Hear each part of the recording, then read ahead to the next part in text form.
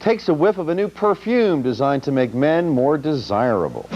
Like the U.S. Marine Corps, Dr. Winifred Cutler is looking for a few good men that she hopes will help her answer some puzzling questions, like when it comes to women, what does Mel Gibson have that you don't? Well, it might be what's in this little bottle, which is filled with synthetic pheromones, a substance produced in our bodies that the Haverford biologist has already been selling as an additive for women's perfume. It's a sex attractant. That's what pheromones are. A female pheromone in a dog will attract male dogs.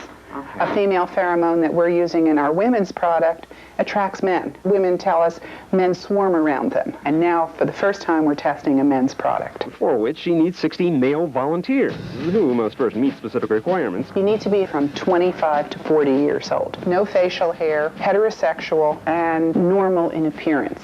Not breathtakingly handsome or hideously ugly.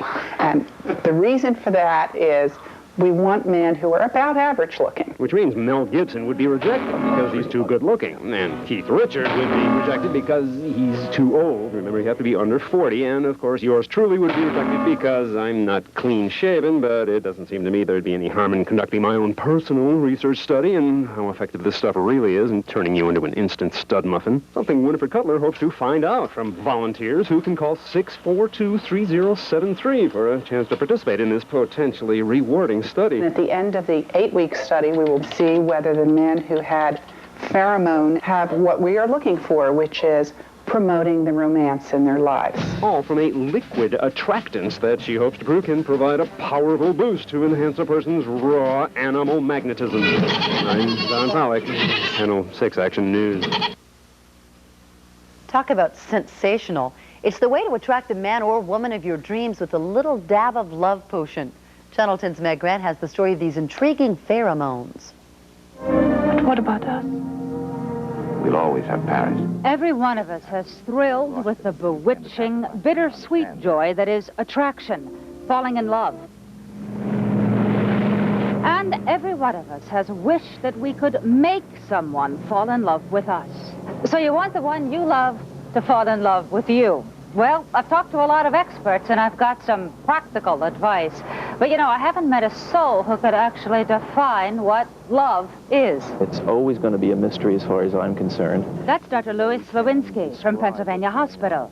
And meet biologist Dr. Winifred Cutler, who believes that she's on to a very good thing, but still... This is a mystery.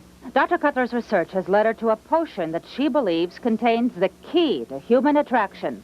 Synthesized human pheromones, the substance which provide other animals, like dogs, the blueprint for sex.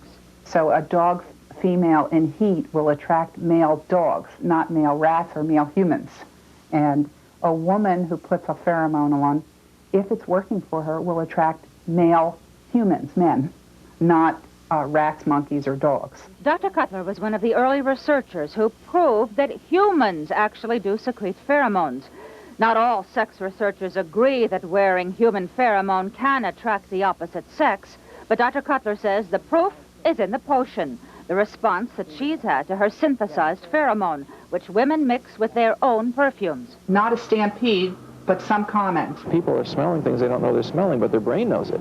Now, Dr. Slavinsky believes powerfully in the relationship between scent and sexual attraction, but he also believes that each of us can learn to be more attractive to the people who interest us. People sometimes lack skills. Turns out it's all those old, honest qualities that really are about the sexiest things around. One of them is an interest and willingness to share of oneself with the other person in a non-threatening kind of way. We would say in plain English, not coming on too strong. Also trying to let the other person know that you appreciate, respect, and are interested in them genuinely. That's hard to prove sometimes. Well, maybe it is just easier to dab a bit of synthesized human pheromone behind your ears and hope that Mother Nature will do the rest.